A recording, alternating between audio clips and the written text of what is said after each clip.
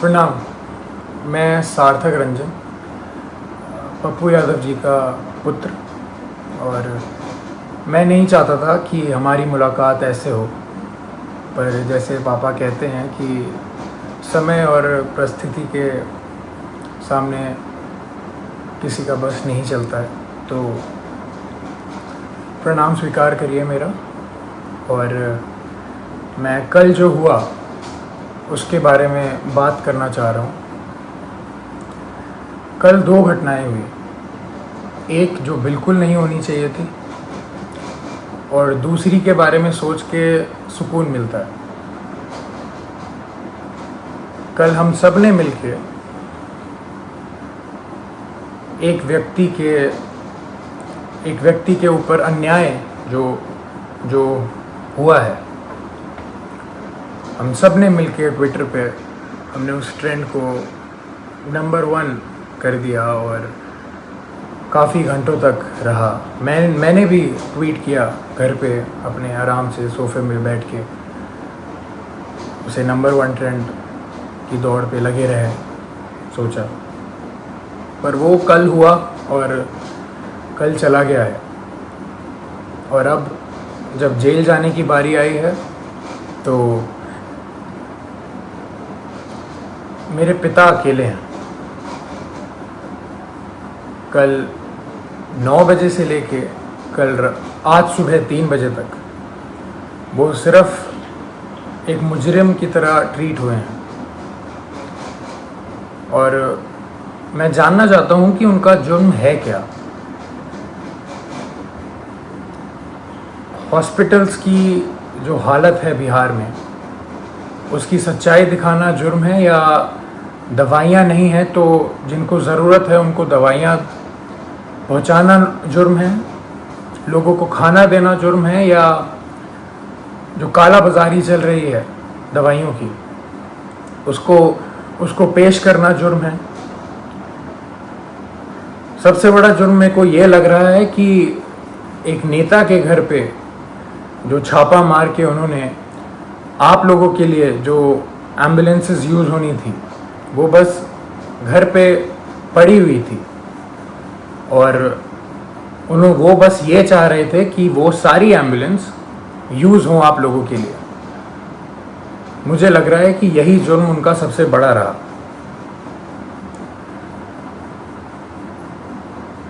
अपना परिवार छोड़ के उन्होंने बिहार के हर एक परिवार के लिए काम करना सही समझा। हर एक परिवार की एक भी पुकार अनसुनी ना जाए, उनका बस यही मकसद है। शुरुआत से मैं हर रोज़ बात करता था उनसे, कल के पहले तक हर रोज़, और बस एक ही चीज़ पूछता था मैं उनसे कि क्या आपकी तबीयत ठीक है, क्योंकि मैं भी घर पे बैठ के आराम से आप लोगों की तरह बस देखता था कि वो उनकी वीडियोस कि कभी वो कोविड वार्ड में जा रहे हैं, पेशेंट्स के बीच में जा रहे हैं, मुर्दा घर जा रहे हैं, या भीड़ के बीच में खाना दे रहे हैं, या कोई माँ उनसे गले लग के अपने बेटी या बेटे के लिए रो रही हैं। तो मुझे भी यही लगता था, या तो कभी किसी मुर्दा के साइड में खड़े हैं मुर्दा घर जाके, तो वो देख के मेरे को बस यही लगता था कि दूसरी बॉडी मेरे पिता की भी हो सकती है इस महामारी के कारण। और हमेशा जब भी मैं उनसे पूछता था कि पापा मास्क पहन रहे हैं या सैनिटाइज कर रहे हैं या कुछ ध्यान रख रहे हैं, तो वो कहते थे कि मुझे कुछ नहीं हो सकता, क्योंकि मेरे साथ पूरा बिहार है, उनका स्नेह है, उनकी दुआ है। और वो आज अकेले बीरपुर में पूरी रात नहीं सोए हैं और अकेले हैं, और जहां उन्हें रखा गया है वो बिल्डिंग किसी भी वक्त टूटने के दम पे है। और जब ऐसा व्यक्ति इतना काम करके, इतनी सच्चाई से काम करके अकेला पड़ जाए, तो बुरा लगने वाली बात है ये कि उन्होंने हर एक घर के लिए अपना घर छोड़ा है, अपने घर की जिम्मेदारियां छोड़ के आप सबके बीच रहने का संकल्प लिया, आप सबके लिए जीने के लिए संकल्प लिया। हमने कल बहुत साथ दिया उनका ट्विटर पे और किस पे नहीं, पर सिर्फ ट्विटर ही चीज़ नहीं रह गई है, सिर्फ नंबर 1 ट्रेंड होना ही नहीं रह गया है। जब ऐसा व्यक्ति अकेला पड़ जाए जो रात दिन सेवा करे लोगों की और लोगों के लिए ही जिए, अपना सब कुछ छोड़ के, अपना सब कुछ त्याग के। हम लोगों ने बोलते थे आ जाइए, आप वापस आ जाइए, ठीक नहीं है, रिस्की है, सही नहीं रहेगा, मगर उनका एक ही कहना था हमेशा कि बिहार के लोगों को मेरी ज़रूरत है और मैं बस वही कर रहा हूँ। अपने बारे में, अपनी जान के बारे में बिल्कुल ना सोचते हुए वो बस आप लोगों के लिए काम रात दिन करते रहे। हॉस्पिटल में छापा मारना हो तो पप्पू यादव जाएंगे, खाना देना हो तो पप्पू यादव देंगे, दवाई देना हो तो पप्पू यादव देंगे, बेड चाहिए, ऑक्सीजन चाहिए, एम्बुलेंस चाहिए तो पप्पू यादव करेंगे। अभी हमारे बीच पप्पू यादव कौन बनेगा? कहां से लाएंगे हम दूसरा? हम उन्हें अकेला इस टाइम पे नहीं छोड़ सकते। मैं बेटा हूँ इसलिए ये सारी बातें कर रहा हूँ, नहीं। अगर मैं सिर्फ एक बेटे की तरह सोचता तो शायद मैं उनको ज़बरदस्ती बहुत पहले घर बुला चुका होता, पर मैं एक नागरिक की तरह सोचूं तो बहुत बुरा लग रहा है।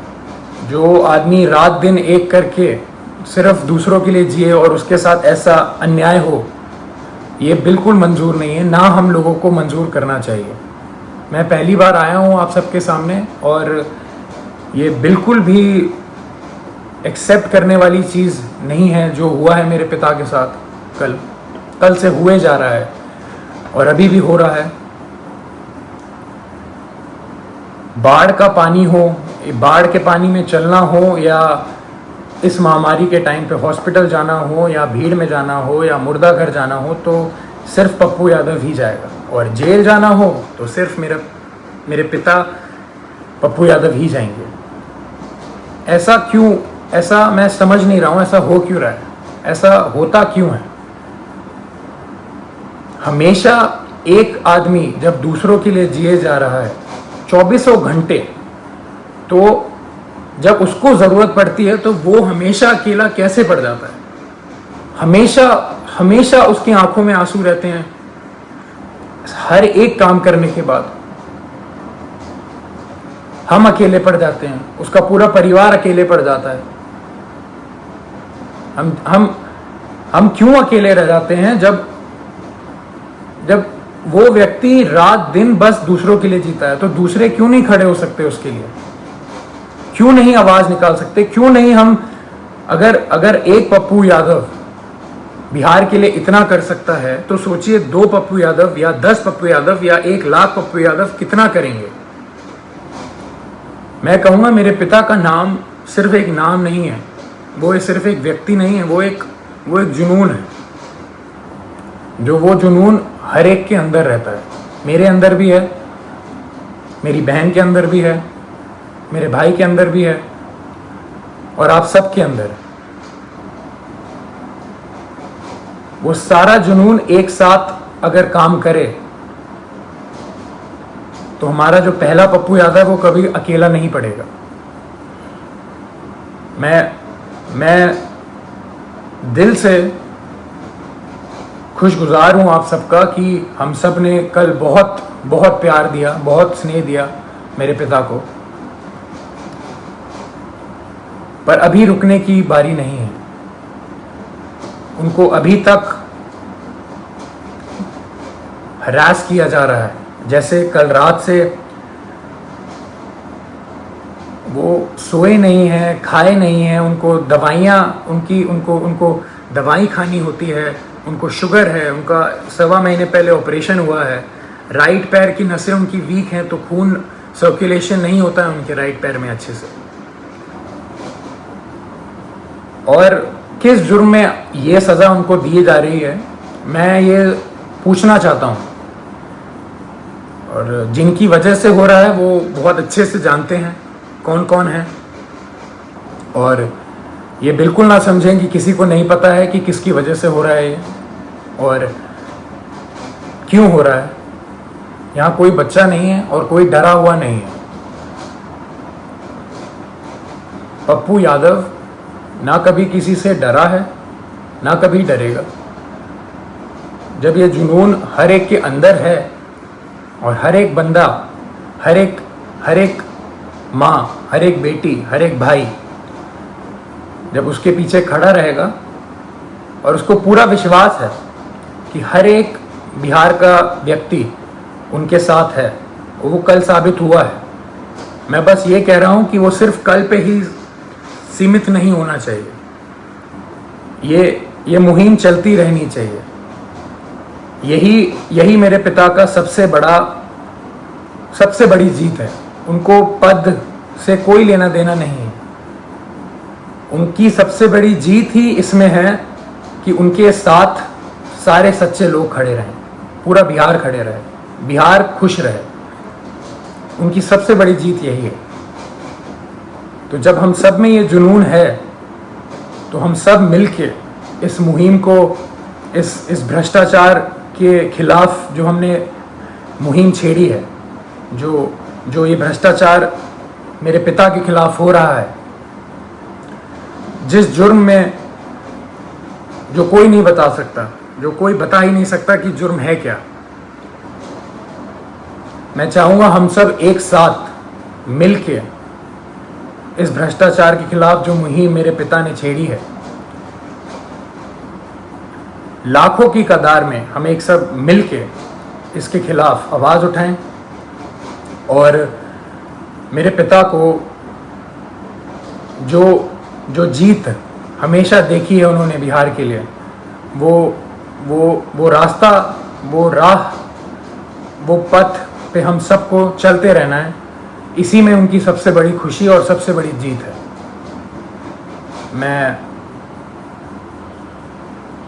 मैं बहुत खुश नसीब महसूस करता हूँ कि मैं अभी यहाँ बैठ के आपके सामने ये सब बोल पा रहा हूँ। ये मेरे पिता का संघर्ष ही है जो इतना प्रेम उन्हें मिलता है, और उनके नाम की वजह से मैं यहाँ पे बैठा हूँ तो आप सबके बीच में मेरी आवाज़ जा पा रही है। उनके संघर्ष को हम सबको मिलके उसकी आग को उठा के ही रखना है, बुझने नहीं देना है। प्रणाम।